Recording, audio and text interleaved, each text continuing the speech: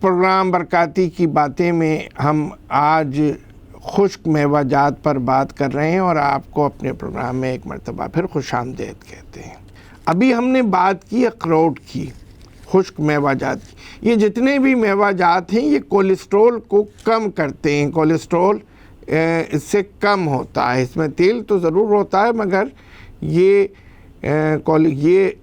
اچھا کولیسٹرول جو ہے وہ پیدا کرتا ہے جو جسم کے لیے فائدہ مند ہے۔ اب ہم بات کرتے ہیں بادام کی۔ بادام بحر روم کے ساحلی علاقہ جات، امریکہ، پرتگال، اسپین، مراکش، اٹلی کا بادام جو ہے وہ خاص طور سے بہت زیادہ مشہور ہے۔ پاکستان میں بھی بادام ہوتا ہے مگر ملکی ضروریات کے لیے یہ ناکافی ہے، اس لیے ہمیں بادام ملک کے باہر سے برآمد کرنا پڑتا ہے۔ بادام کو ہمارے ہاں کثرت سے استعمال کیا جاتا ہے۔ زمانہ قدیم میں صرف بادشاہ اور اہل ثروت اس کو استعمال کیا کرتے تھے۔ مصر کے اہراموں میں لاشوں کو گلنے اور سڑنے سے بچانے کے لیے جو مسالے وہاں پر لگائے جاتے تھے ان میں بادام کا سفوف بھی لگایا جاتا تھا۔ گزشتہ دنوں عراق کے آثار قدیمہ سے ایک صندوقچی نکلی۔ اس صندوقچی میں اور چیزوں کے ساتھ بادام بھی تھے، اور حیرت کی بات یہ تھی کہ 7,500 سال پہلے کی وہ صندوقچی تھی اور بادام میں نہ کیڑا لگا تھا نہ کچھ ہوا تھا، اور وہ بادام بالکل محفوظ تھے اور قابل استعمال تھے۔ بادام کو میووں کا بادشاہ بھی کہتے ہیں۔ اس میں اعلیٰ درجے کی غذائیت موجود ہوتی ہے۔ اس میں وہ اجزاء ہوتے ہیں جو انسانی بدن کی ضرورت کے لیے اور ایک مؤثر صحت کے لیے ضروری ہوتے ہیں، اور یہ بدن اور دماغ دونوں کے لیے فائدہ مند ہوتے ہیں۔ معزز ناظرین، 100 گرام بادام میں کوئی 564 کیلوریز، 564 حرارے ہوتے ہیں۔ بادام کی 2 قسمیں ہوتی ہیں، کاغذی بادام اور دوسرا کاٹھا۔ کاغذی بادام جو ہے وہ ہاتھ سے توڑا جا سکتا ہے، کاٹھا جو ہے وہ ذرا سخت ہوتا ہے۔ ذائقے کے لحاظ سے بھی اس کی 2 قسمیں ہوتی ہیں، شیریں اور کڑوا۔ شیریں ہم استعمال کرتے ہیں، کڑوا کچھ امراض کے حوالے سے استعمال ہوتا ہے، ویسے کڑوا بادام استعمال نہیں کرنا چاہیے۔ بدن کی خشکی اور خاص طور پر دماغ اور آنتوں کی خشکی کو بادام دور کرتا ہے۔ طاقت کے لیے 12 بادام، 12 کشمش رات کو پانی میں بھگو دیں اور صبح چبا کر کھا لیں۔ بادام کے ساتھ شہد ملا کر کھانے سے طاقت میں اضافہ ہو جاتا ہے۔ یہ بصارت یعنی بینائی کے لیے بہت اچھی چیز ہے۔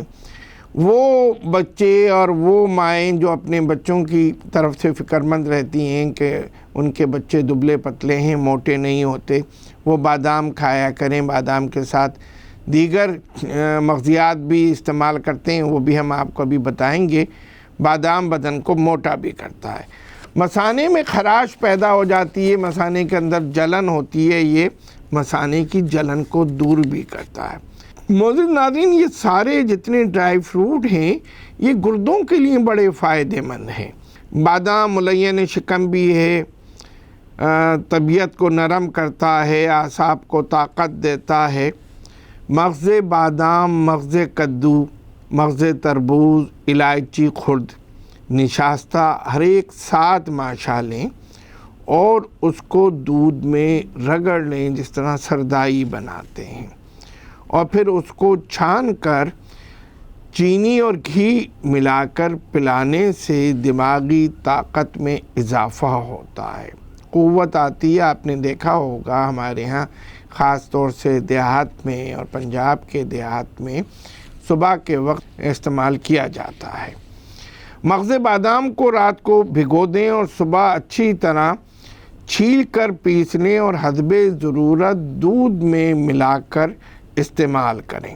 بادام کو استعمال کرنے کا اور طریقہ یہ ہے کہ مغز بادام، چینی اور گوند کا سفوف بنا لیں اور اس کو دودھ کے ساتھ پئیں وہ بچے یا وہ حضرات کے جو دبلے ہوں اور موٹا ہونا چاہتے ہوں ان کے لیے یہ بہت خاص چیز ہے۔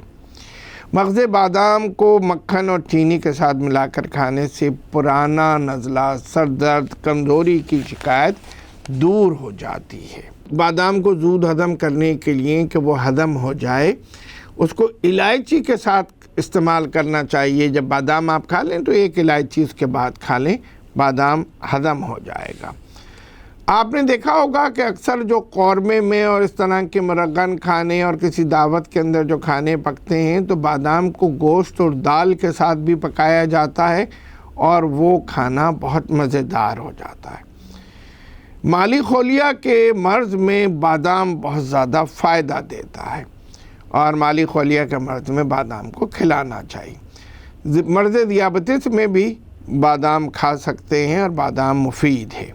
بار بار بہت سارے لوگوں کو نزلے کی شکایت رہتی ہے اور جو مرطوب علاقوں کے لوگ ہیں، ساحلی علاقوں میں رہنے والے، ان کے یہاں نزلہ بہت ہوتا ہے۔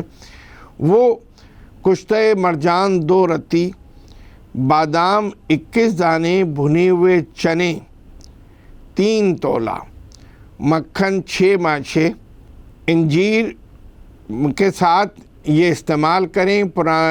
مکھن کے ساتھ اس میں یہ چاروں چیزیں ملا لیں اور پرانے نزلے کے اندر یہ بہت زیادہ فائدہ دے گا۔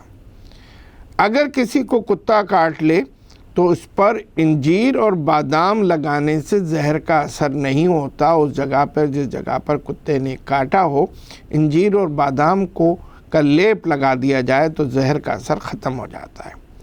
مغز بادام کو عرق گلاب میں ملا کر چہرے پر لگانے سے چہرے پر شادابی آتی ہے، چہرے کے اوپر سے جھریاں جو ہیں وہ ختم ہو جاتی ہیں، چہرہ ملائم اور نکھر کر سامنے آتا ہے۔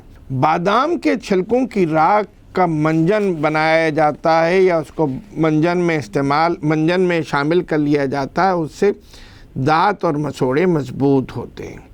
بادام کا روغن اگر حاملہ عورت کو 7ویں مہینے سے پلایا جائے تو زچگی میں بہت زیادہ سہولت ہو جاتی ہے۔